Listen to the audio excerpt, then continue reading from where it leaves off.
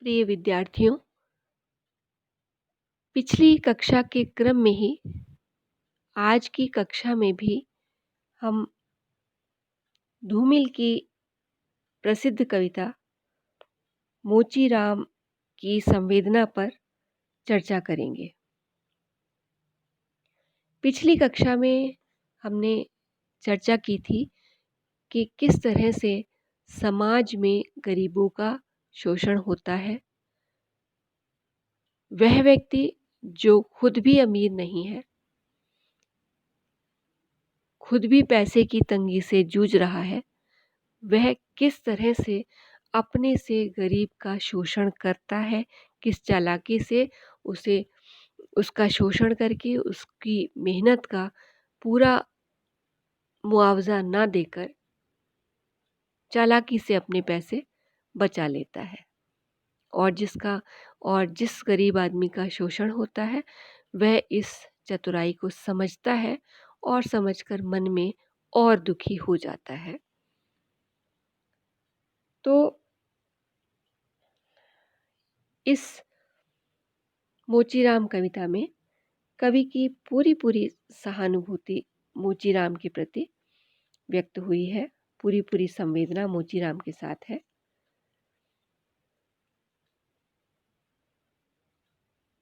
उसके मन को दुख होता है कि आदमी ही आदमी को छलता है, आदमी ही आदमी को कष्ट दे रहा है। इस बात का मोचीराम को दुख है। कवि के अनुसार मौसम भी भाषा की तरह आदमी को सताता है। एक काटता है तो दूसरा उसे सताता है। दोनों में क्या अंतर है? कवि ने यहाँ पर इस कविता में वसंत का उदाहरण भी दिया है कि वह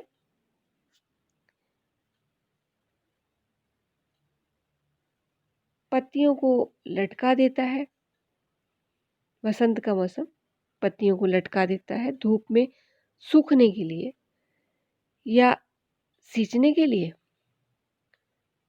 वह आदमी नहीं है, केवल पेड़ है। दोनों में कितना अंतर है? तो यहाँ इस कविता में कवि मोचीराम के माध्यम से यह भी कहना चाहते हैं कि लोगों को सोच समझकर ही अपनी भाषा का प्रयोग करना चाहिए, जिससे कि सुनने वालों को किसी प्रकार का कष्ट ना पहुंचे, उसके मन को सुख मिले, उसे सुनकर अच्छा लगे, ऐसी भाषा का प्रयोग करना चाहिए।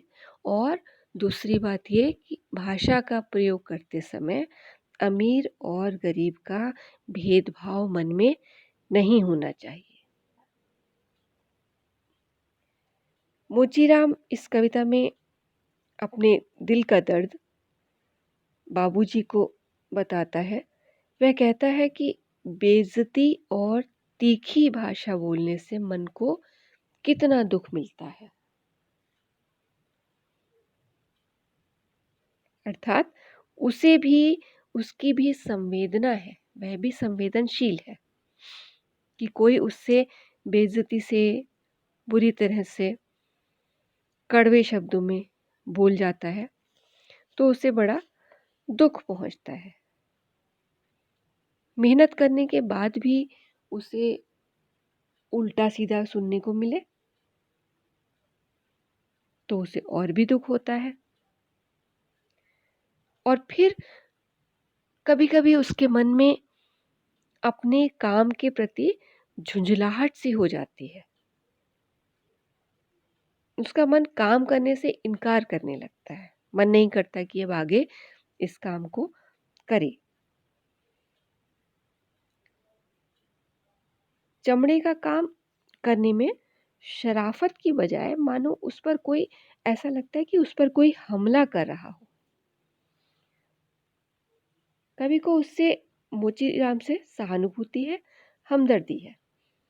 कवि का मानना है कि व्यक्ति को भाषा का ठीक तरह से प्रयोग करना चाहिए, नाप तौल करके प्रयोग करना चाहिए और अमीर गरीब का भेदभाव मन में न रखते हुए उसका प्रयोग करना चाहिए।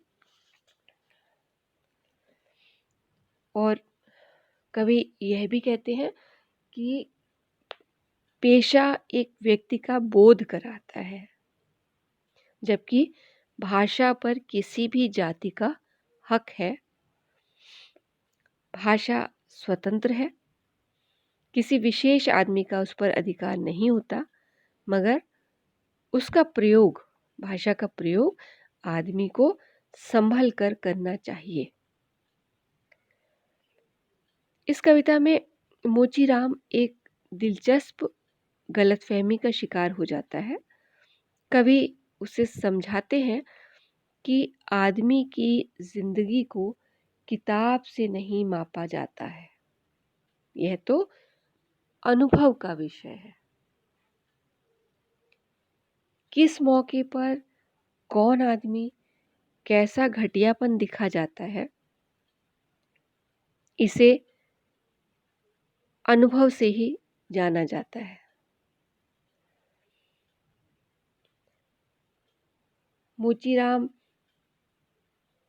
को पंसारी किस तरह से क्या बात कह जाता है, कैसे बात कह जाता है, तो यह उसकी उस पंसारी की अपनी सोच, उसकी अपनी भाषा थी जिस पर उसका अधिकार था। और इधर मोचीराम का जूतों की मरम्मत करना उसकी जाति है। भाषा स्वतंत्र है, सबका उस पर समान रूप से अधिकार है। यहाँ कविता में कवि शब्द ज्ञान और शब्द अज्ञान पर भी चर्चा कर जाते हैं।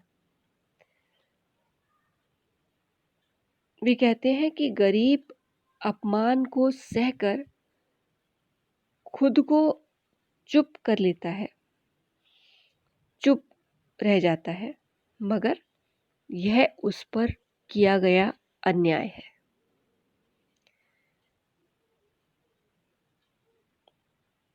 वह गरीब है,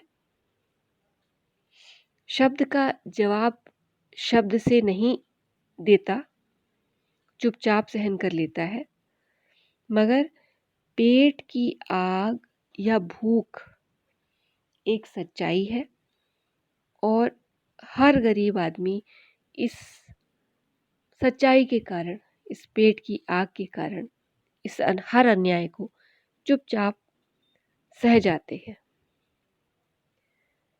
और ये समझदारी है कि वे चुप रह जाते हैं। क्यों? क्योंकि पेट की आग को शांत करना है। और यहाँ पर कवि चुप और चीख, इन दोनों शब्दों को लेकर कहते हैं कि इन दोनों का फर्ज समय पर सिद्ध होता है, हर वक्त नहीं होता। यह एक समझदारी है कि चुप रहा जाए, इसी में बुद्धिमानी है। क्यों? क्योंकि चुप का और चीख का दोनों का अपने अपने समय के अनुसार महत्व है। कब चुप रहना है, कब बोलना है, यह मायने रखता है, इसका महत्व है।